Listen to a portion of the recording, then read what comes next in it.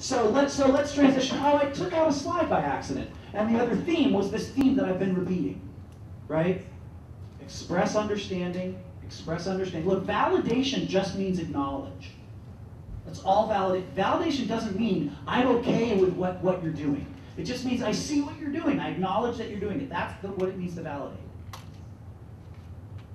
Use soft eyes, set boundaries, meet the need if you can, meet the want if you can. So let's talk about vicarious trauma.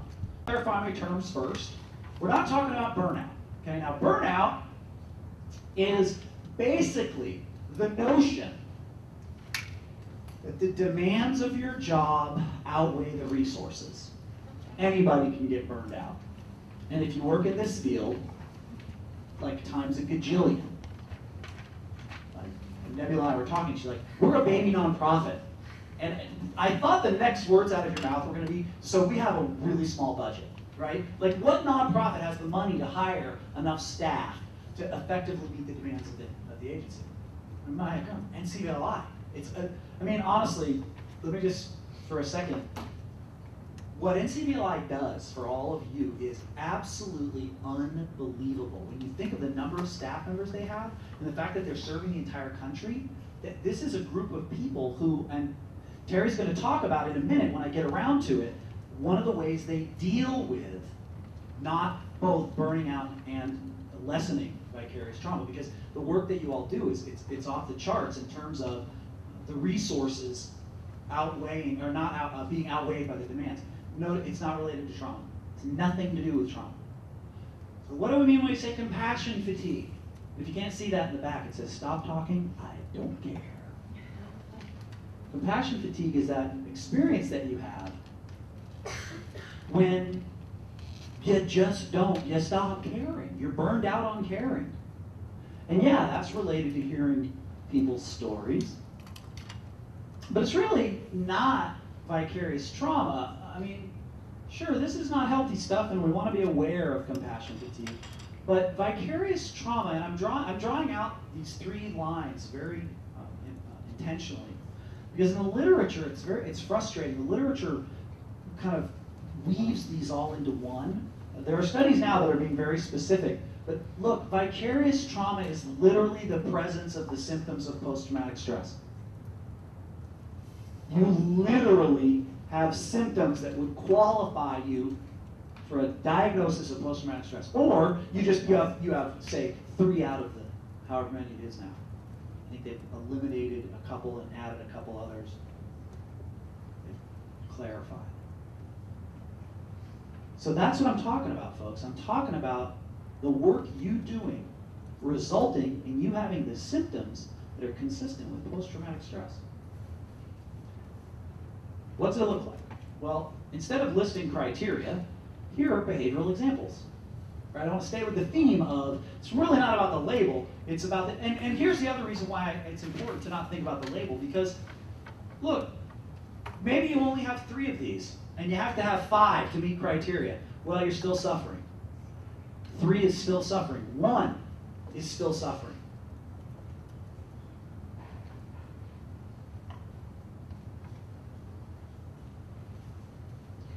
Part of the problem, and the first thing that I want to suggest to you, the first way you can deal with vicarious trauma is to just freaking talk about it. Because how many of us talk about challenging clients? Raise your hand.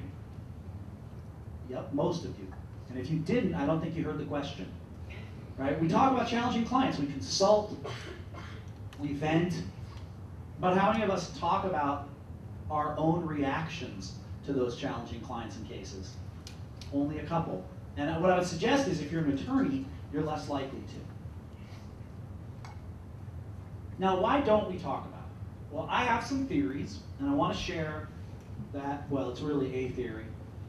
And it's the notion of fear.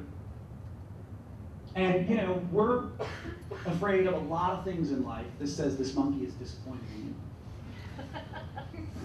you. Meg and I actually, we're going to get this, like, put on a mug and give it to one of her nephews or nieces at Christmas time, and then just let them sit with it.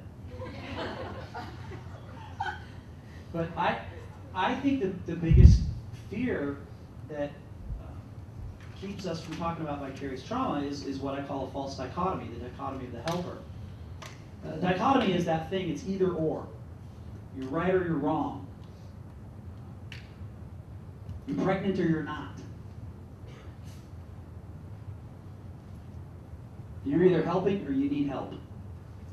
And God bless America, if you're a helper, you better not need help. So I think we have to acknowledge that and let it go. Because I think I found this on the internet. Again, I don't like to read my slides, but in case you can't read it all the way in the back, I say that I don't want to talk about it. Actually, I do, but I'm afraid of your reaction. I'm afraid that you'll never see me as an equal again. I'm afraid of the pity in your eyes when you realize how screwed up I am. And that's based on this notion that I shouldn't be this affected by my clients' stories. If I were stronger, if I were more competent, this wouldn't be affecting me. Today's talk is going to help you realize, no, actually doesn't have anything to do with that.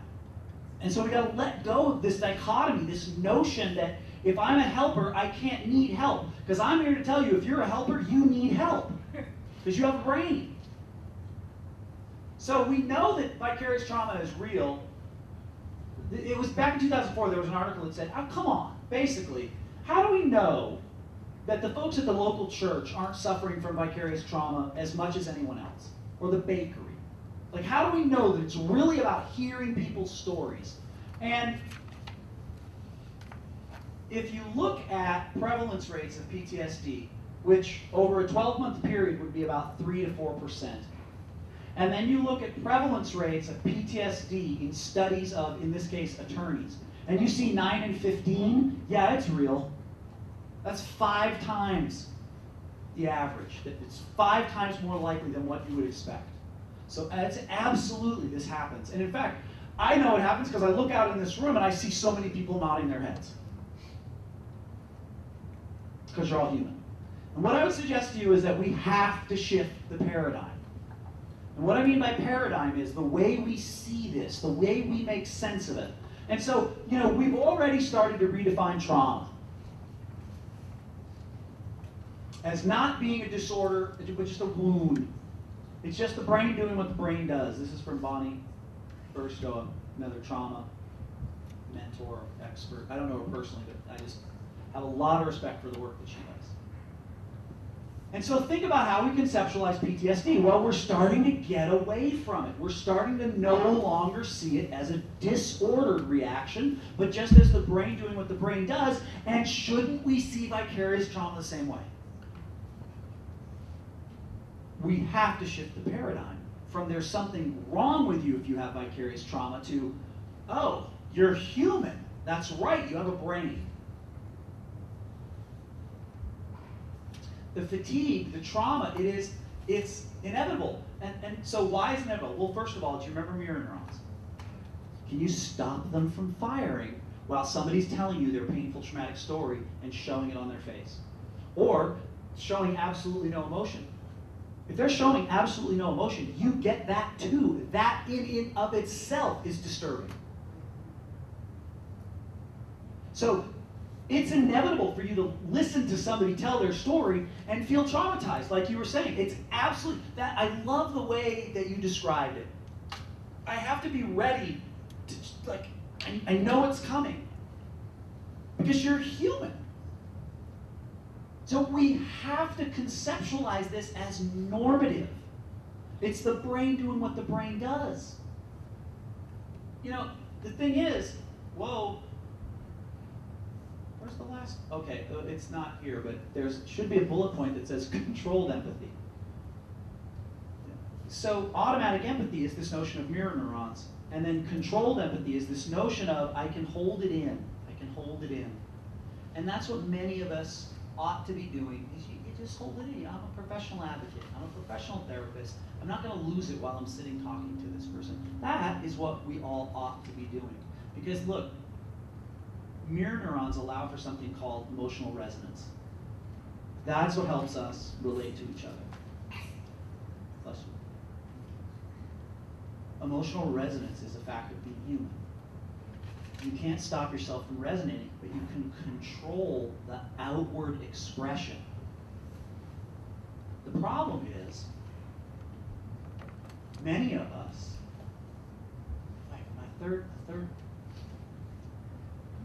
many of us either completely stuff it, make light of it, complain about it.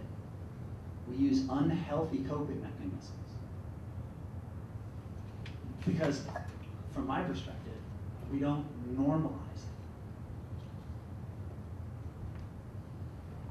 So I just want to show you just a little teeny bit of research that makes my point. Look at the red. First of all, attorneys, y'all are screwed. Now, I think I know why this is. How many attorneys go to law school and have that class on how important it is to process and express your feelings?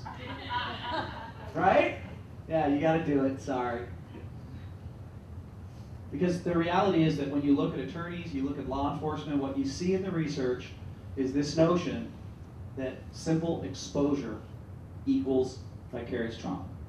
Simple exposure. And it's just a matter of time.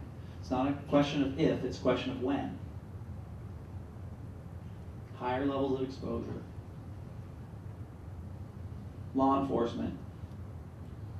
This comes back to that notion of you think that you're doing things that are healthy, but it turns out, oh no, they're not. Cops are famous for their venting, for their dark humor. It's not helpful.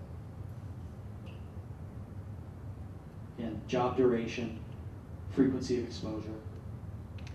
SANES. Again, exposure. Exposure. Now with DV staff, we do have another significant predictor, and that's being a survivor. Now what does that have to do with? Triggers and mirror neurons.